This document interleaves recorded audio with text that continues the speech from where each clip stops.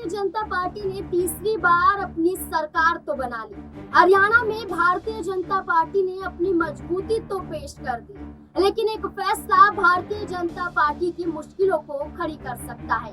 वो एक फैसला जो पंजाब हरियाणा हाई कोर्ट से सामने आएगा। इससे पहले पंजाब हरियाणा हाई कोर्ट के जरिए न्याय सरकार को एक नोटिस जारी किया गया था, कारण बताओ नोटिस, जिसके जरिए ये तय होना था कि आखिरकार आपने अपने मन मुताबिक हरियाणा में कैबिनेट मंत्रियों की संख्या क्यों तय की, जब 90 विधानसभा सीटों के अनुसार 15% का अगर हम हिसाब लगाएं तो कम से कम हरियाणा में 13 मंत्री होने चाहिए, लेकिन 14 मंत्री तय किए जाते हैं मुख्यमंत्री न्याय सिंह सैनी को लगाकर। इसको लेकर जगमोहन भट्टी जो एडवोकेट हैं, जनहित याचिका दाखिल करते हुए पंजाब हरियाणा हाई कोर्ट में नजर आते हैं, जिसको लेकर अगली सुनवाई की तारीख 19 दिसंबर तय की जाती है। तारीख नजदीक आ रही है, लेकिन राज्य सरकार द्वारा कोई भी फैसला नहीं लिया गया है। आखिरकार उस सुनवाई में किसी मंत्री पर गाज गिरती हुई नजर आएगी, न्याय सिंह सैनी पर खतरा मंडराता हुआ नजर आएगा। कई बड़े सवाल यहाँ पर खड़े हो जाते हैं। मेरे साथ मेरे बड़े सहयोगी अमन सर जुड़ चुके हैं। सर, क्या लगता है, एक तरफ तारीख नजदीक आ रही है और दूसरी तरफ राज्य सरकार ने अभी तक कोई फैसला नहीं किया है कि किसी को मंत्री पद से वो हटाएंगे या संख्या कम करेंगे, तो ऐसे में क्या मुश्किलें बढ़ती हुई नजर आ सकती है? जाहिर बात है, हरियाणा सरकार की बात करें 90 विधानसभाओं की, कह सकते हैं कि यहाँ पर विधानसभा के 90 लोग चुने जाते हैं, 90 विधायक चुने जाते हैं, और ऐसे में जो सरकार चुनी जाती है वो 45 विधायक आते हैं, बहुमत आता है, उनकी सरकार बन जाती है। यहाँ पर बीजेपी की बात में इस पर बहुमत आया, लेकिन उसके बावजूद जिस तरह से बीजेपी ने आपाधापी में मुख्यमंत्री बनाने के बाद जो 14-15 कह सकते हैं मंत्रियों की लिस्ट कह सकते हैं बना दी, और 14 आई थिंक मंत्री और उन्होंने तय कर दिए, अगर मुख्यमंत्री को लगा लिया जाए तो 14-15 की लिस्ट बन जाती है। जबकि अगर तकनीकी आधार पर देखा जाए तो 13 के आसपास यहाँ पर मंत्री बनने चाहिए, लेकिन उसके बावजूद बीजेपी ने जिस जल्दबाजी में कह सकते हैं पूरा कदम उठाया है, वो ये बताता है कि क्या यहाँ बीजेपी कह सकते हैं कि जो संवैधानिक प्रक्रिया है उसका भी क्या उल्लंघन करने को तैयार थी। और देखिए काफी हद तक ये लग भी रहा है, क्योंकि जो कोर्ट में सुनवाई 19 को होने वाली है उसने नायब सिंह सैनी सरकार के जवाबदेही तय कर पाएगी। आप देखिए तमाम सरकारें बनती, झारखंड सरकार बनी, महाराष्ट्र सरकार बनी, अभी मंत्रिमंडल को लेकर कह सकते हैं माथापच्ची का दौर चल रहा है, लेकिन जो तयशुदा एक सीमा है उसके आधार पर सभी जगह पर मंत्री बनाए जाते हैं। लेकिन नायब सिंह सैनी सरकार में जिस तरह से एक मंत्री को अधिक बनाया गया, यहाँ पर सवाल उठने लगे कि क्या कह सकते हैं कि किसी को खुद करना चाहते थे नायब सिंह सैनी, इसलिए उन्होंने कह सकते हैं मंत्रिमंडल में कह सकते हैं एक सदस्य ज्यादा शामिल कर लिया। तो ये एक ऐसे सवाल है जो लगातार उनसे पूछे जा रहे हैं और अदालत में उनको इसकी जवाब भी देना पड़ेगा। तो कुल मिलाकर यहाँ पर स्थिति जो है वो नायब सिंह सैनी के लिए मुश्किल है, कठिन है, क्योंकि उनको एक सदस्य जो अधिक बताया जा रहा है, अगर यहाँ पर कोर्ट का फैसला आता है कि भाई आप 13 ही मंत्री रख सकते हैं और एक अगर उनको हटाना पड़ेगा,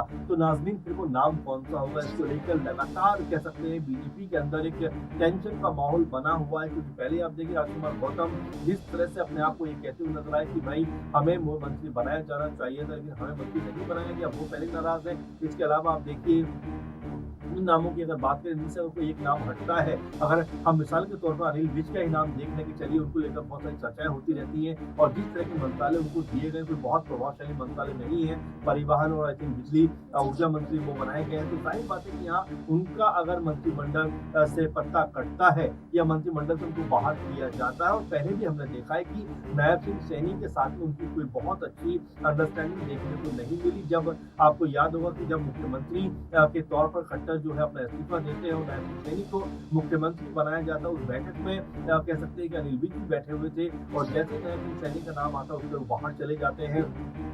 फिर आपने देखा चुनावों के दौरान भी कोई बहुत एक्टिव अनिल विज नजर नहीं आए। चुनाव जीतने के बाद जब वो मंत्री बनते हैं तो एक रैली में कहते हुए नजर आते हैं कि शासन प्रशासन ने मुझे हरवाने का पूरा काम किया था, और ये तमाम बातें वो पब्लिक प्लेटफॉर्म पे कह रहे हैं और ये बता रहे हैं कि उनकी सरकार ने ही उनको हरवाने का काम किया। तो आप समझ सकते हैं कि नायब सिंह सैनी को लेकर अभी भी अनिल विज के मन में जो कड़वाहट है वो बार बार बाहर आ जाती है। अब ऐसे में क्या अनिल विज ही नायब सिंह सैनी के कह सकते निशाने पर होंगे? अगर कोर्ट की तरफ से आदेश आता है तो तो यहाँ पर कई तरह के सवाल है जो भर के आ रहे हैं, लेकिन हाँ ये जरूर कहा सर जाएगा। अगर मैं जी यहाँ कहूँ कि चलिए अनिल विज तो बीजेपी का हिस्सा है, अपनी ही सरकार को ललकारते भी हैं और अपनी ही सरकार का बचाव भी करते जी हैं, कई मायनों में हमने देखा भी है।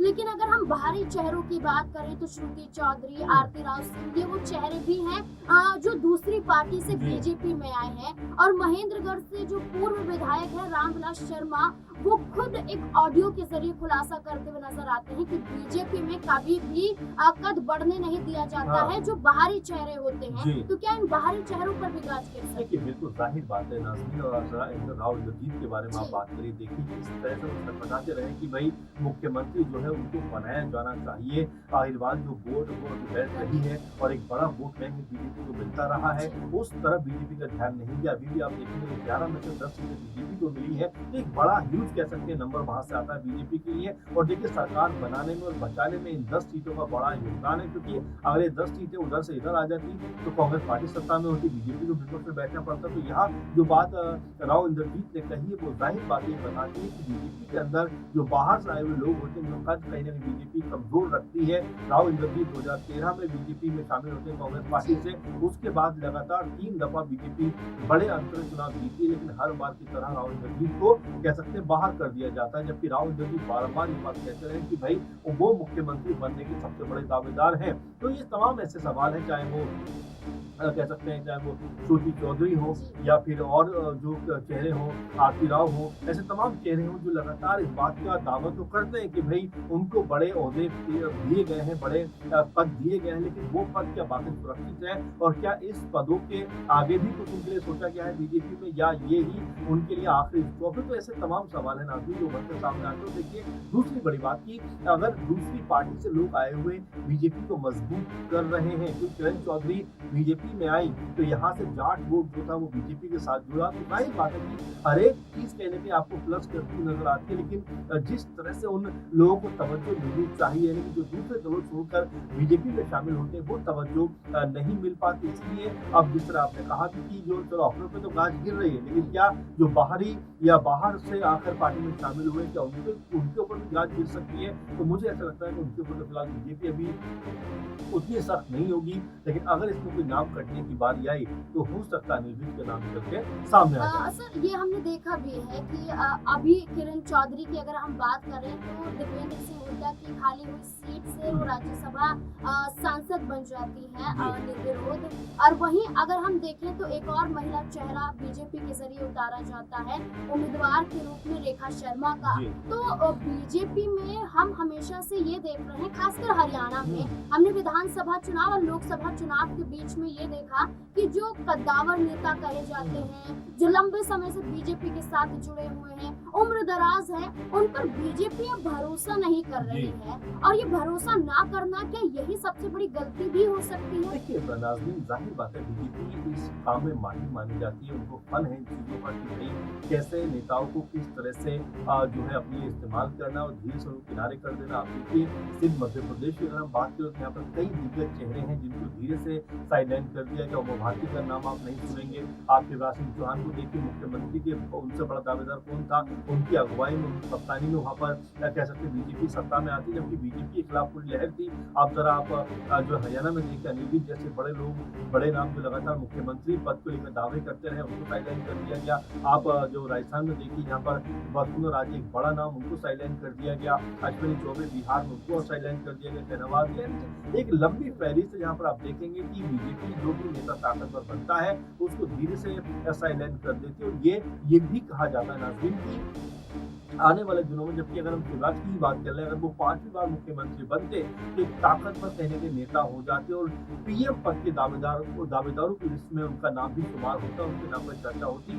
इसीलिए बीजेपी की जो आला कमान है वो खासकर ये बात कही भी जाती है कि गुजरात लॉबी है वो नहीं चाहती कि उत्तर भारत का कोई भी बड़ा लीडर जो मुख्यमंत्री के पद पर जाता हुआ नजर आए। और ये बात लगभग सार्वजनिक तौर पर देखी जाती है बीजेपी में कि अगर नंबर 1 नंबर 2 की बात करें तो नंबर 1 पे जो है पीएम मोदी का नाम आता है और नंबर 2 पे जो है अमित शाह का नाम आता है। इसीलिए चाहे वो सीएम योगी हो, शिवराज सिंह चौहान हो, चाहे और तमाम नेता हो, उनको लगातार दरकिनार किया जाता है, उनको बड़ा होने का एहसास नहीं होने दिया जाता। यही बात बार-बार कही जाती है कि बीजेपी जो है वो एक तरीके से जो भी नेता उनकी पार्टी में बड़े बन रहे हैं उनको धीरे से कह सकते हैं कि उनको कमजोर करना चाहती है और धीरे से उनके तरीके से वहीं पर रोक देना चाहती है। इसीलिए लगातार ये सब बातें होती है। हो सकता है आने दिनों में यहाँ पर जो अनिल विज है, जिस तरह से आपने शुरुआत में सवाल उठाया, ये अगले जो कह सकते हैं निशाना वो बन सकते हैं, अगला नंबर उनका हो सकता है, क्योंकि अगर एक नाम हटाना पड़ा नाज़रीन तो जाहिर बात है वो नाम जो है हो सकता है कि अनिल विज का होता हुआ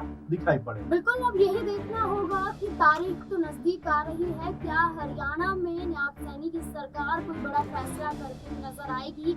क्या मंत्रियों को लेकर बड़ी बैठक करते हुए नजर आ सकते हैं मुख्यमंत्री? क्या फैसला लिया जा सकता है या अपने फैसले पर यूं ही कायम नजर आएंगे? और क्या 19 दिसंबर की होने वाली सुनवाई में बड़ी गाज राज्य सरकार पर गिरती नजर आएगी या फैसला पक्ष में आएगा? ये देखना काफी अहम होने वाला है। अब इस पूरे मुद्दे को लेकर अब आप क्या सोचते हैं कि क्या होना चाहिए? हरियाणा में मंत्रियों की संख्या कम होनी चाहिए या फिर जो फैसला लिया गया है उस पर उन्हें बरकरार रहना चाहिए? अपनी राय कमेंट सेक्शन में जरूर दें। देखते रहे SPN9 न्यूज़। धन्यवाद।